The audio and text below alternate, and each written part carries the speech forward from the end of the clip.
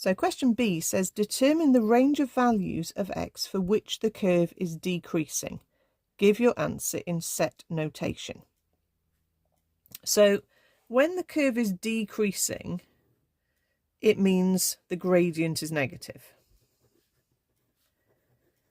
So we could do this just algebraically, or we could do this from drawing the graph. Okay, so there's two options. I'll show you algebraically first.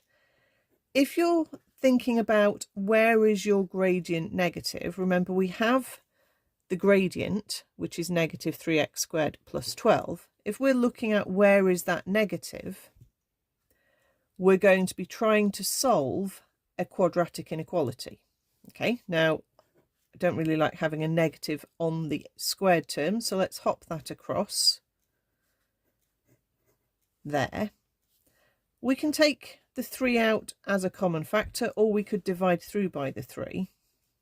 But when we're trying to solve a quadratic inequality, we want to have it factorised. And this one does factorise with an x plus 2 and an x minus 2. And in fact, those key values are exactly the same x as we had for our stationary points.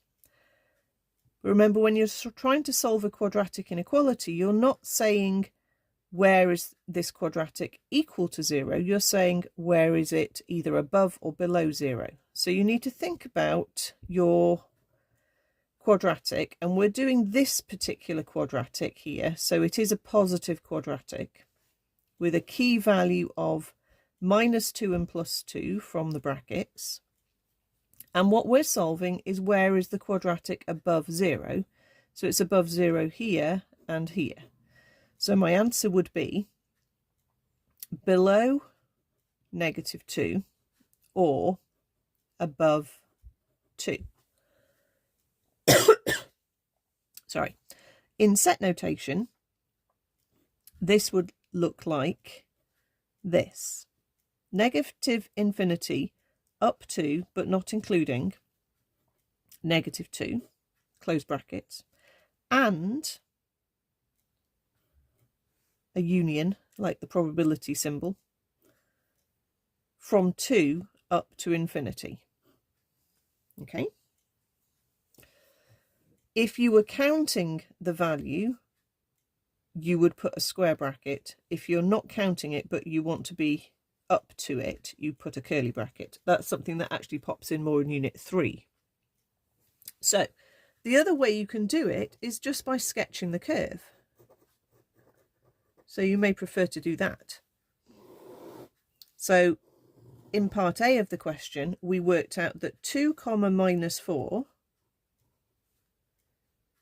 was a max, which seems a bit wrong, but actually it's perfectly correct because we had minus 2 comma minus 36 as the min.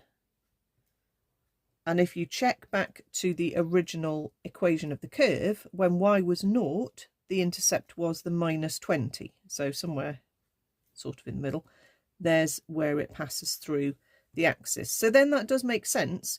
You're going to have a curve that comes down to a max, comes up, sorry, goes down to a min, comes up to a max, and then carries on, and then that arm carries on up like that.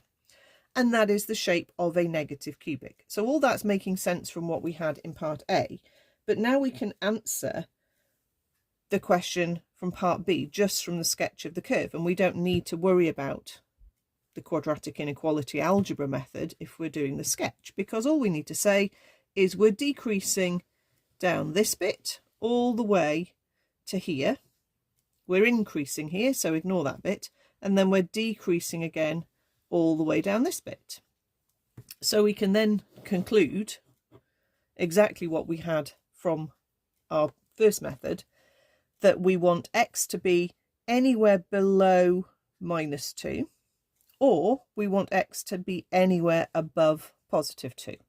And again, in set notation, that is what it would be written as, like that. So either method will work. You don't need to do both.